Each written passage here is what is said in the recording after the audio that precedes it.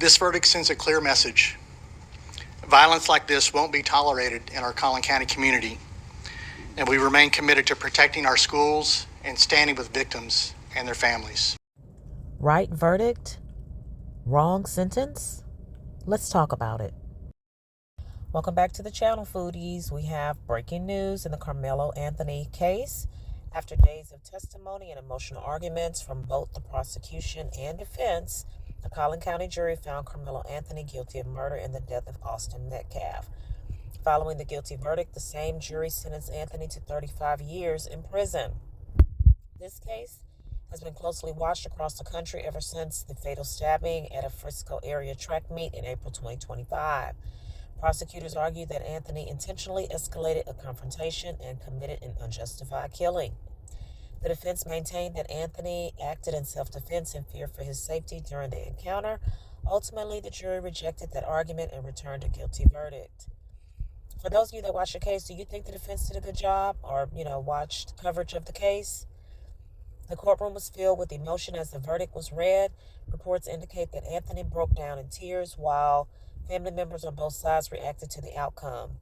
Austin Metcalf's family, who have waited more than a year for this day, listened as the jury formally announced its decision. The sentencing phase began almost immediately after the conviction. Anthony's mother pleaded with jurors for mercy, telling them her son was remorseful and asking them to consider his future.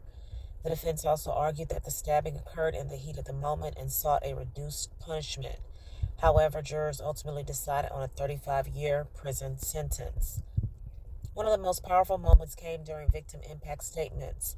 Austin Metcalf's family spoke directly to Anthony about the devastating loss they have endured. His twin brother Hunter delivered emotional remarks that highlighted the lasting impact of Austin's death on their family and community. The case generated national attention because of the circumstances surrounding the incident and the intense debate that followed online.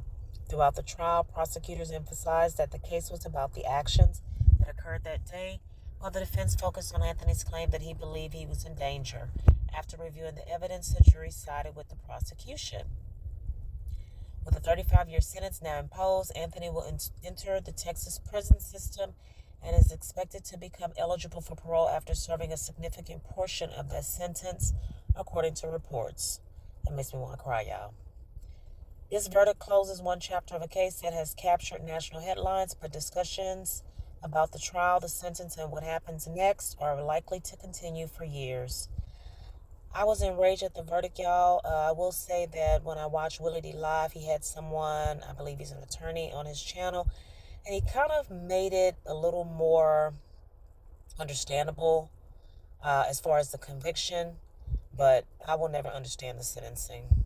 Verdict is in, what piece of evidence do you believe ultimately convinced the jury to find him guilty? Well, Willie, like I was saying in our earlier conversation, the question is not whether or not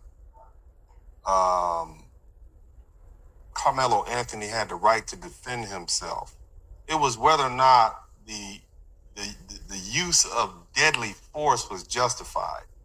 And in this particular situation, under the Texas statute that we talked about, deadly force is necessary if you feel like your life is in danger or you're in danger of serious bodily harm. And being pushed by someone does not rise to the level of serious bodily harm or what should make a person feel like their life is in reasonable danger. That's what it was. And the statute is pretty clear. And when you sit in those jury rooms, the judge, well, first of all, the judge is going to read all of the jury charges into the record in front of the jury. They're going to sit there, they're going to read 10, 15, 20 pages of jury charges, and they're going to give you your instructions. And you simply have to follow those instructions. If you get this, you have this. If you hear this, you have that. If you find this, you don't have that. And that's what happened, man. So based on what this attorney said, the jury followed the instructions, so the verdict might have been appropriate.